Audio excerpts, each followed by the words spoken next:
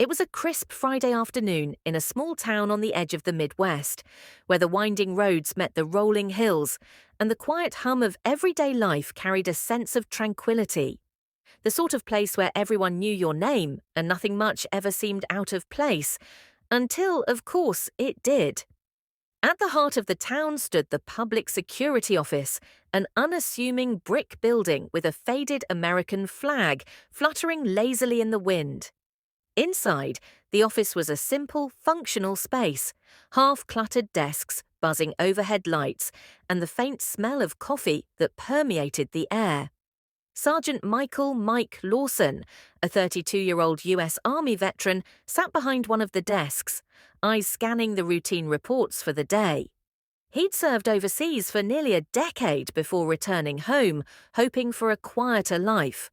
The transition hadn't been easy, but as the only veteran working at the local security office, he had a sense of purpose in his new role. The town relied on him for stability. Mike's phone buzzed, snapping him out of his thoughts. It was a text from his old friend Jake, who he'd served with in the army. "Heading into town. We're bringing the bikes. Stay sharp." Mike smiled at the message. Jake and the rest of their old squad had been itching to get together for a weekend ride after a few years of being apart. They'd be riding into town on their motorcycles, hard, fast and loud, just like they'd always done. Mike looked forward to the reunion, but he knew from experience that their presence often stirred the pot. The local bikers were a rowdy bunch, always looking for trouble when outsiders came through. He finished his report and tucked the phone away in his pocket, preparing himself for the day ahead.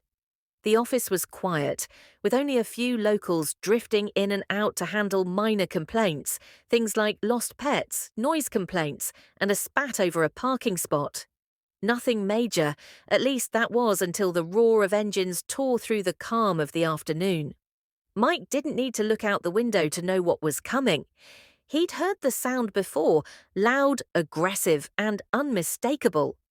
A group of 6 motorcycles skidded to a stop outside the Public Security Office, their engines growling like wild animals. Mike looked up, his expression calm, but his instincts immediately went on alert. The leader of the pack, a massive man in a leather jacket adorned with patches reading Reaper's MC, swung off his bike and stomped toward the door. The others followed, all of them appearing like they had something to prove.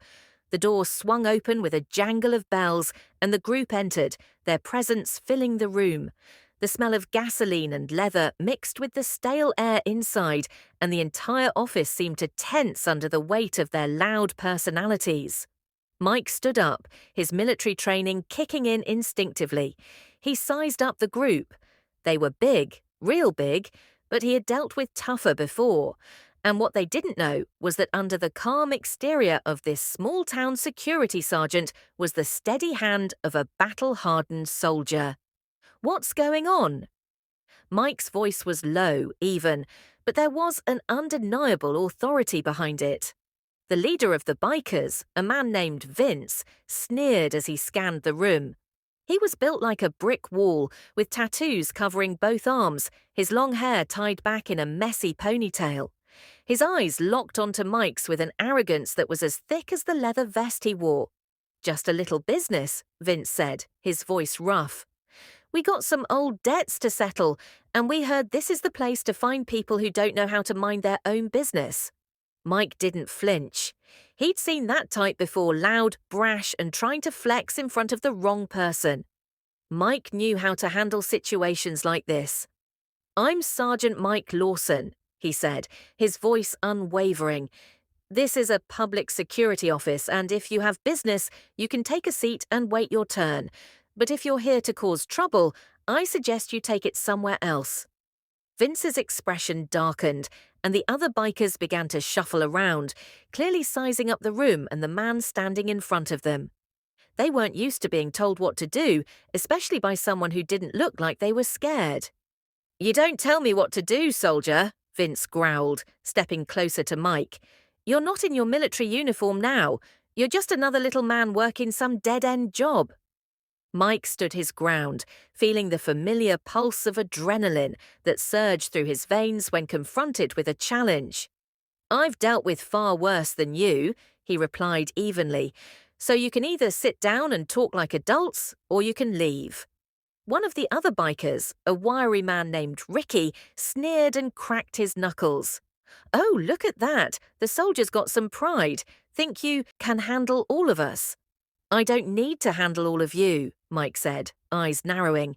"I just need to make sure you don't make things worse." The tension in the room thickened.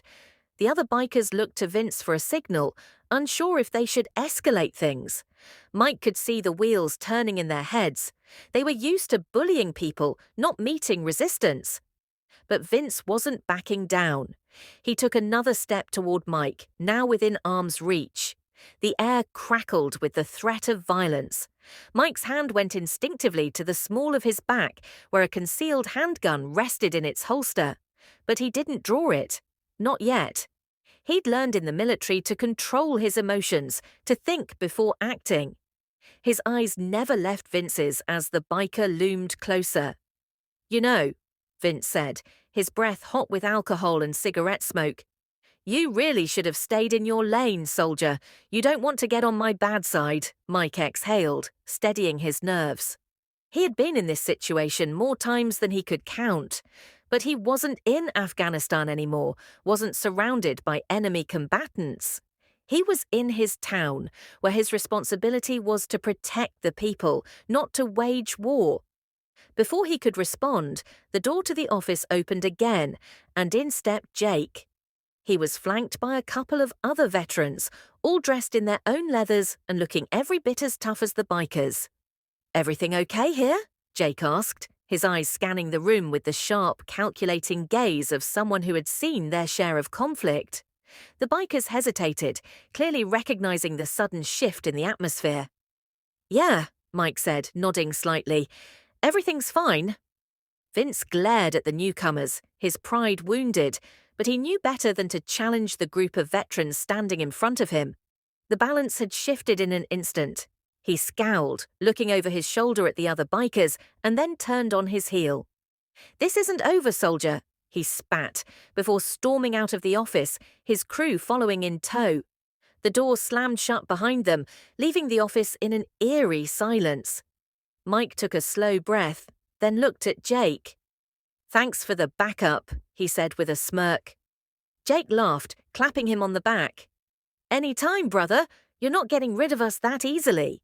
Mike watched the bikers retreat down the street, knowing that today had been a warning.